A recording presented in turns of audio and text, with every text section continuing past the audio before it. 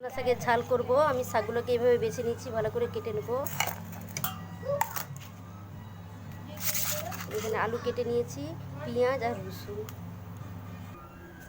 প্রথমে আমি বড়িগুলো ভেজে নেব। দুটি বড়ি দেবো, সেই জন্য সরষের তেলটা তেতে গেছে, বড়িগুলো দিয়ে দেবো। ভালো করে লাল করে ভাজা করে নেব বড়িগুলোকে।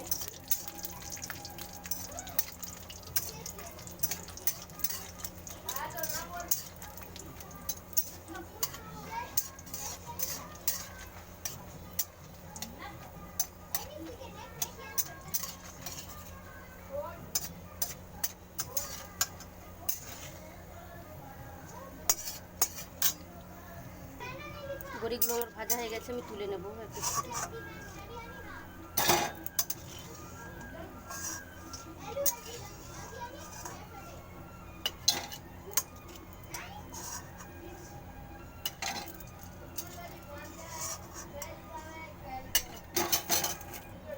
আমার এখানে আর একটু তেল লাগবে, আমি তেল ঢেলে দেবো। ফোড়নে কালো জিরে দেবো।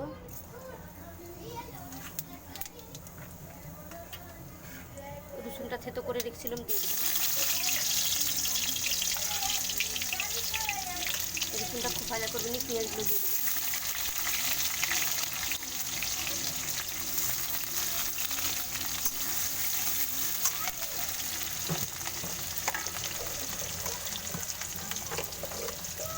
পেঁয়াজটা ভাজা হতে হতে আমি একটু নুন দিয়ে দেবো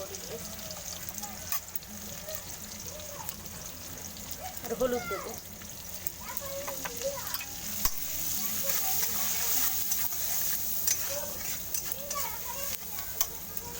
ফের আলুগুলো কেটে রেখেছিলাম, তুলে দেবো।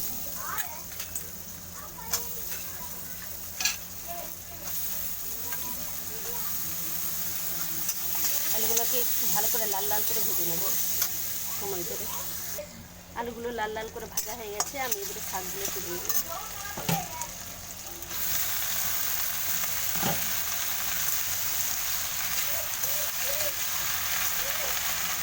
শাকগুলোকে একটু মিষ্টি দেবো, দিয়ে জল চাপা দেবো।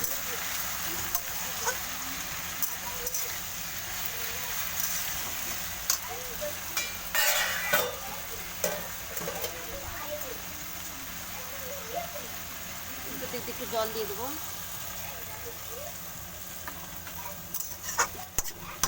জল দিয়ে চাপা দিয়ে দেবো, এটা সিদ্ধ হওয়া পর্যন্ত অপেক্ষা করবো।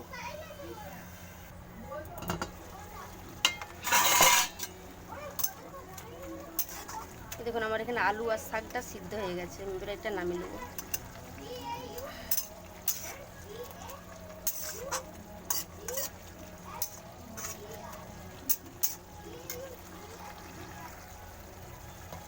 আমি এখানে কিছু মশলা অ্যাড করব।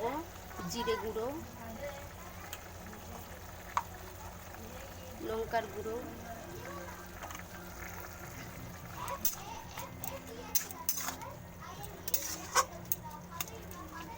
ভালো করে মশলা মিশিয়ে নেবো। এখানে বড়িগুলো ভেজে রেখেছিলাম, দিয়ে দেবো।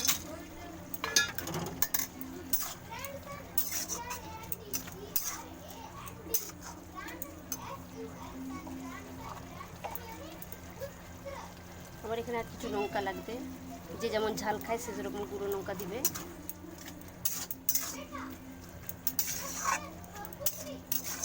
আমি যেভাবে রান্না করছি এভাবে রান্না করলে করে দেখতে পারে।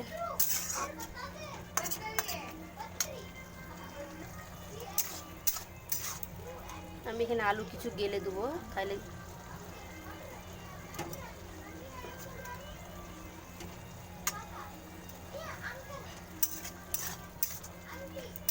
এবারে এটা নামিয়ে নেবো, আমার হয়ে গেছে।